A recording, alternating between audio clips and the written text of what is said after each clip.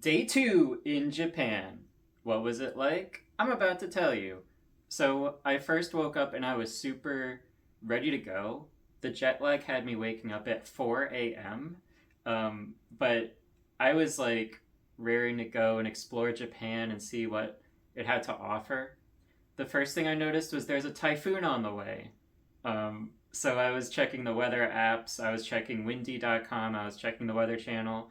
There's a local Japanese meteorological site that I used all the time. It was the official government's website. So I'll put that in the description or on the screen. Really good to look at. And it actually tells you not just the chances of rain and stuff, but it gives you the probability that they're accurate in their forecasts. Is it an A forecast where they're really confident in their forecast, or is it a C forecast where they're not so confident? So I thought that was a cool addition we could put in our own Weather Channel things. But anyway, so I knew the typhoon was coming, but it wasn't here yet. And I forgot to talk how yesterday I went to Ueno Park, but I decided to go back to Ueno Park. Um, and before I did that, I watched Japanese TV. I loved how unabashedly Japanese the TV was. They had things from their like classical architecture. They had samurai kind of things. They had like just the artwork, like the waves, the mountains, everything in the scenery is so Japanese, and I love how the Japanese culture is like proud of its Japaneseness. It's something that's hard to describe unless you go over there, or to another culture where they're very, um, I guess you could call it a high culture, like kind of like a high church and low church kind of thing, where the culture is so ever present in everyday life.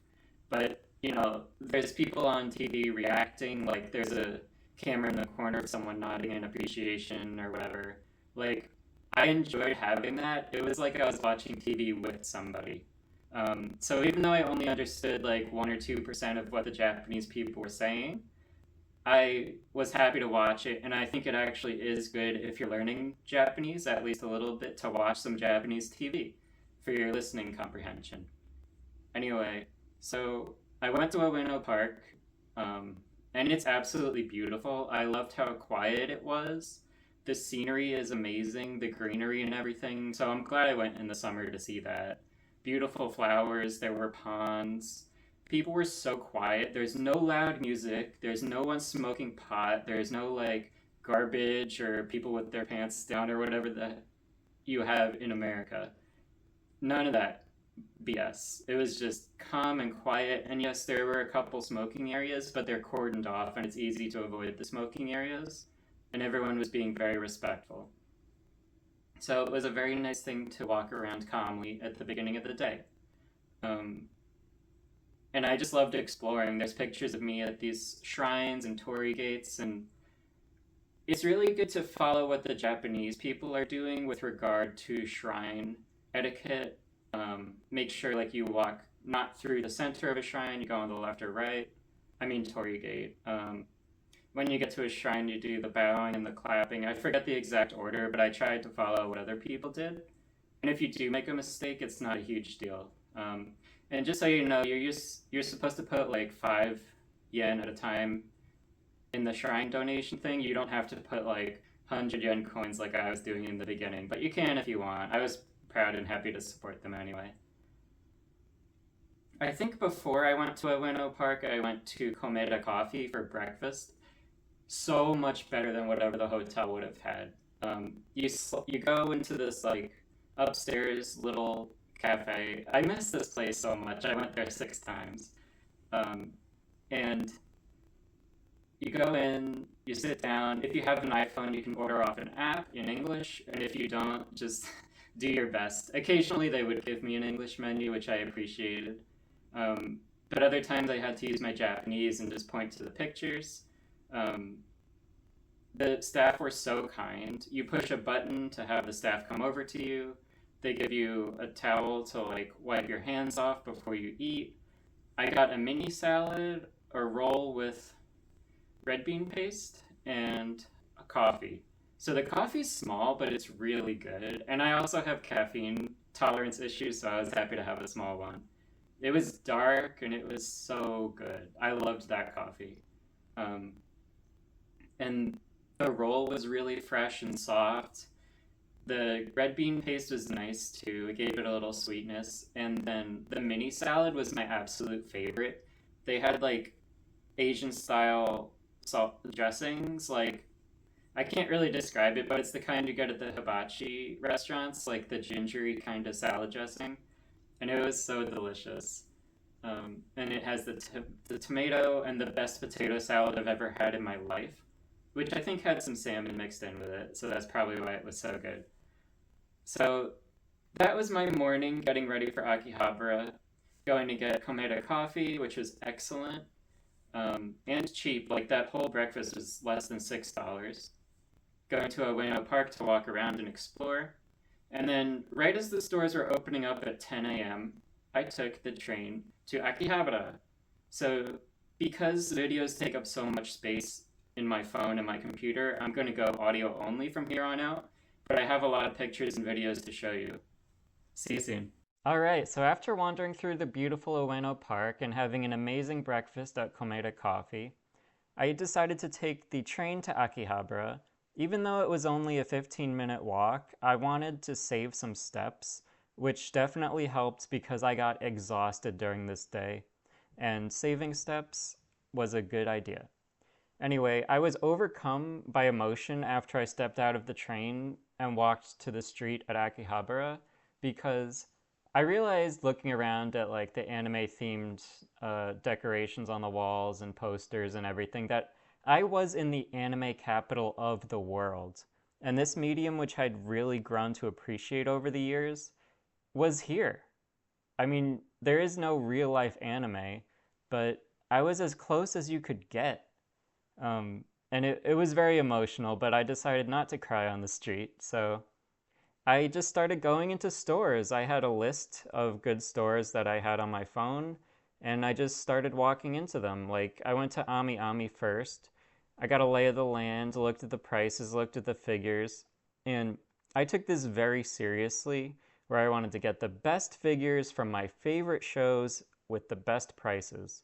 So I kind of went absolutely nuts going store to store to store. Like after Ami Ami, I went to Radio Kaiken and went to A Stop. That was the first store that was there. And I was like, wow, look at all these cool figures, and they're so cheap, and like you can get them used. Well, little did I know that was actually a ripoff store because the next store I went to had the exact same figures for better quality. They were brand new, they were not cracked or used, and they were actually cheaper.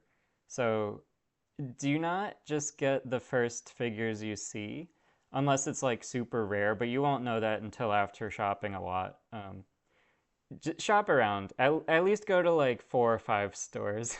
Yes, that sounds crazy. I probably went to like 15 different stores by the time this is all said and done, and that's just in Akihabara. That's not like almost every other day I went some kind of anime shopping. It was insane. But I was having like a ball just looking at all these amazing figures. Like at one point, as soon as I saw the Sukuna figure where he's like holding the fire bow, I knew I needed that one.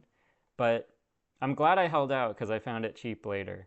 Um, like some of these stores, like you're just walking along and you see this random sign that says anime figures this way. And you walk in, and this was called Tokyo Hobby Store that I went into, and it was tiny. Like, you go up these decrepit old stairs, and there's probably only room for like 5 people to stand around in. They had some pretty good figures, and they were pretty cheap, but I just kept looking and looking, and I found this amazing store that I almost walked past, but I was like, fuck it, let's go in. And they had a lot of really good new figures, and they were so cheap. Like, that Sukuna figure was only 4,000 yen compared to like, I was seeing it regularly for 7 to 10,000 yen. Um, and I almost bought it there, but I'm like, let's just keep going and going and going. And um, eventually, like, I was almost dead. But I decided to stop for lunch at a place called Spaghetti Pancho.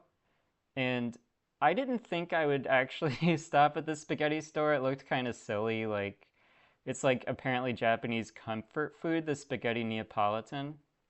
But you go into this dingy little basement place, and immediately the thing you order from, like the machine, is in Japanese. And I'm like, all right, whatever. And then I click English because you can do the machine in English.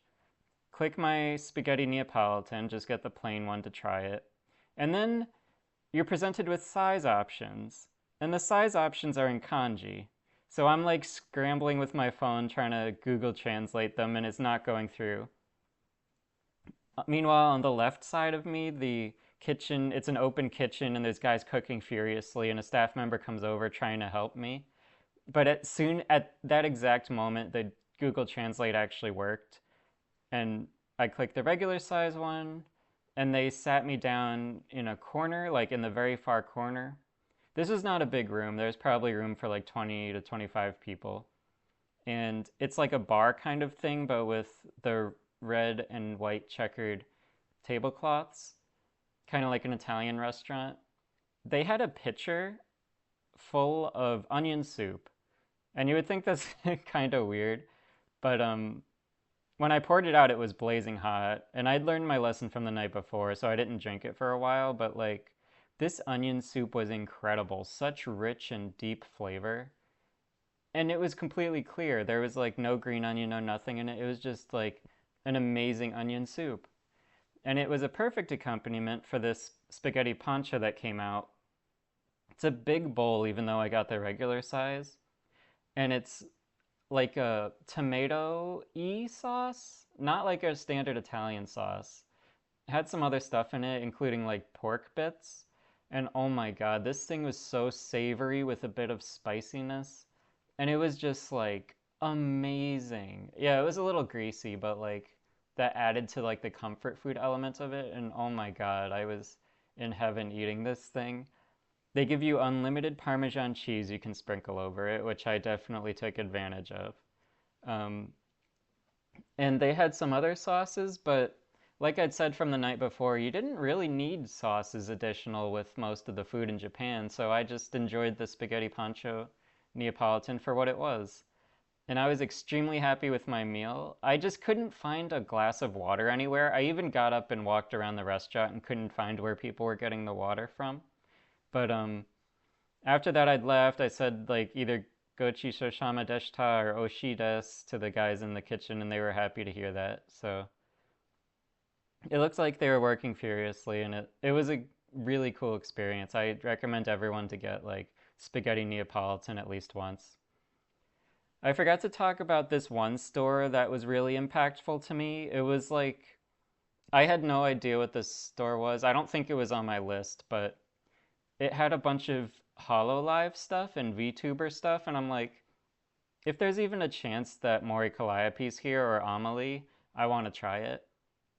So I found on the second floor there was a HoloLive section, and then there was a HoloLive English section. And lo and behold, they have a few like small Mori Calliope things. And I actually asked the attendant behind the counter, like, do you have more Mori Calliope? I think I said like, Mori Calliope doko desu ka?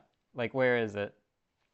And he actually pointed me to a few more things that were even cooler. So I got like a keychain and a card and one other small trinket thing.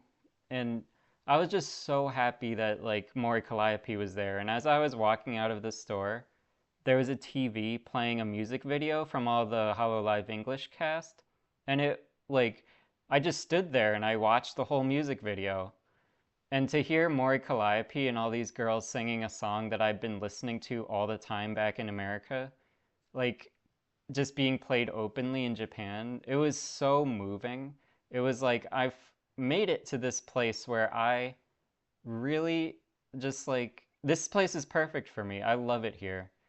This is like my hobbies come to life kind of. Like I'm where everyone else appreciates what I love, which is anime and Homori Calliope and Amelie and everything. Um, Otaku culture in general, I guess. So I'm pretty sure that was before the spaghetti. But anyway, so after the spaghetti, um, more shopping. I'm almost dead at one point, and I'm like, okay, one more store, because I turn the corner, and I see Trader. Oh, I need to talk about Mandarake, because that place is kind of weird. It's like this big, tall building that's really dark, and you actually, when you go up the floors, you go up like a semi-exposed staircase on the side of the building. That was kind of scary, but I conquered my fear of heights by going up there. I didn't see anything worth getting. I saw a few things that were interesting, but Mandarake is kind of a strange store. It's definitely for niche things, so it's worth checking out, but I wouldn't expect too much when you go. Anyway, the last store I went to that I saw that I talked about before was called Trader. And I had on my list that it was an S tier store to get anime figures. That's what the YouTube videos had told me.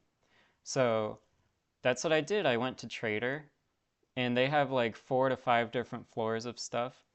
I got a Alistair figure from Hasbin Hotel that was really good, and it was only 1,300 yen. So it was, if not the best price, it was within 1 to 200 yen of being the best price. And I got like a Mochiro thing from one of my friends. Trader, I'm gonna say this: if you don't want to go crazy shopping in stores like I did and like hunt for hours to find 500 yen off, just go to Trader, because they had the best mixture of value and selection that I had seen from any of the stores. They had so many figures and they were all well priced. And the staff were amazing. Like, it's just the place to go. Including 2 floors of 18 plus material that actually was like, let's just say I got a few things. And it wasn't weird or sketchy or whatever. Like, when I was buying 18 plus stuff in Japan, I realized like nobody cares. Like, in Japan, the culture is very conservative on the surface, but just below the surface, it's more accepting of 18 plus activities and materials than America is. Like, with all the love hotels, with all the like ecchi and hentai and anime being weird shit, and like even just the sex industry is like alive and well in Japan, partly because it's a lonely country, but also just like it seems like the culture is more like, yeah, this is what happens. We're not gonna like hide from it or be chased our entire lives like Americans sometimes do in such a weird way. But in American culture, like people have like do PDA out in public, and our TV and everything just has sex all over the place.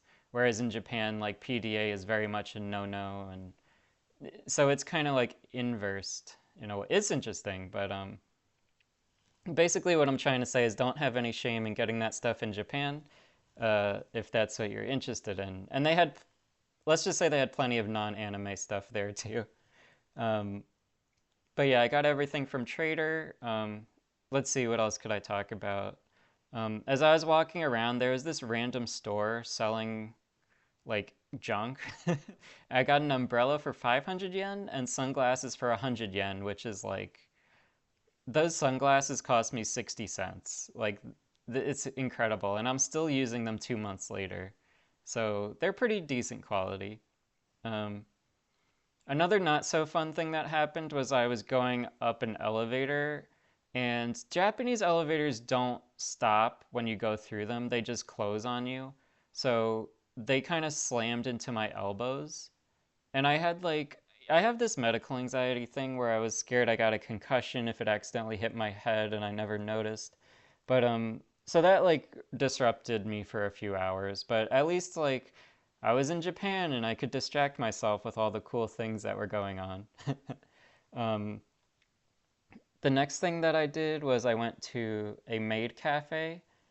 Now, this is mostly because I was craving ice cream.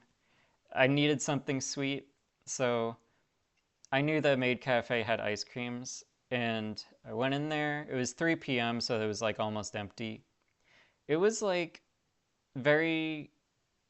It was a cool experience. I actually kind of liked it, and I knew what to do with like the moe moe kyun and all, like order a dance from them and all this stuff. So I did. I got a parfait. I got a tea. Um, but the parfait is like it's basically an ice cream sundae, but they decorated it so cute. It was like a kitty cat version with marshmallows and a cherry and whipped cream and everything to look like a little cat. And it was so good. The ice cream quality was actually, it might have been the best ice cream I had in Japan, which is saying something. But it was really good. I loved the parfait there. And I did pay for one of the girls to dance. That sounds so weird, but it's like maid cafe, and she looked like she was having fun. She was recording it on her like TikTok or whatever. And they did like the maid cafe maid dreamin' dance, um, and it was just a lot of fun clapping along. And they gave me like deer ears, and playing along. I got a Polaroid with picture. Um, it was very cute, and I practiced a bit of my Japanese. And the girl actually pointed to my figures and was like, "Oh, you like anime?" And we talked for like a minute about anime. Yeah, most of the conversations I had are very surface level and very quick because of the language barrier, but I'm still glad they reached out and tried to talk to me. Anyway, had fun with that. And like I think I can't remember if this is when I went home or what, but I had a headache for most of that day, partly from dehydration. Like I remember at one point just looking for a Family Mart or something and going back and forth, like the map not working because I really needed water. um, I hadn't eaten enough. Like I should have had the spaghetti earlier. um, that and like, yeah, I had just recovered from my 31-hour marathon day traveling and the time zone difference, so I was exhausted. But I decided to go back to the hotel, drop off my stuff, and because I was so exhausted, I got konbini dinner. I just went to 7-Eleven, got an egg salad sandwich, a Caesar salad, and like potato chips. So I hate to say this, but I did not like the konbini food, and I've been downvoted enough on Reddit for saying this. Like, most people love the konbini food. Oh, the egg salad sandwiches are amazing. Well, I made an egg salad sandwich when went back to America, and it was so much better than the garbage that you get at 7-Eleven, okay? Like, there was no flavor in that thing. It was just bland, and like, all I could taste was sodium. Like, the texture was nothing. It tasted like nothing good. It was just bad. The Caesar salad had some like weird taste in the dressing. It was like the lettuce quality was good, but that was about it. And the potato chips were good. Not as good as like Lay's American potato chips, but it said lightly salted, and I've never had my mouth so like dehydrated and dry after eating those potato chips. Like, it just like, and this is going to be a common theme where like kombini food can be good and like fami chicken is godlike, but I would always prefer to go to a restaurant over having meals at a konbini. That's just the simple truth, and I highly recommend you only stop at a konbini if you really need to, like you're rushing between reservations and there's nothing else, or like I was extremely exhausted. I just needed some calories. I did not have the time or wherewithal to research anything else. But actually, in that case, just walking into a random restaurant is probably better.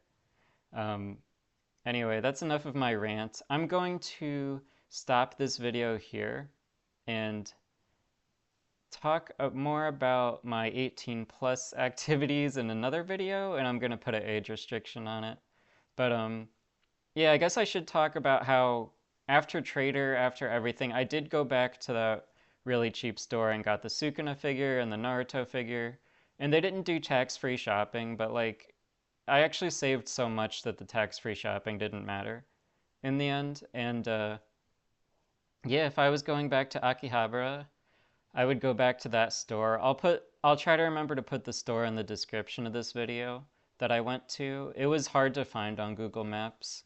I didn't even know it existed until I walked by it, literally. And Trader. So I would recommend first go to the cheap store. If the cheap store doesn't have what you want, go to Trader. And then after that, like just keep exploring and keep shopping, and maybe you'll see a deal. Like Later on in the trip, I went to Lashinbang and found a figure that I did not see anywhere else. Like sometimes, like you'll get a feel for what's a popular figure and what is like, oh, I've been to 10 stores and I haven't seen this one. If you see something like that, get it immediately because it might be the only one. um, anyway, thanks for listening to this part about Akihabara. I got my Naruto figure, my Alistair figure, my Sukuna figure, and pretty sure that's all I got. But I got like lots of like the Mori souvenir and the Made Dream and Made Cafe souvenir and stuff. So yeah, I'll talk more about my Japan adventures soon. Thanks for watching.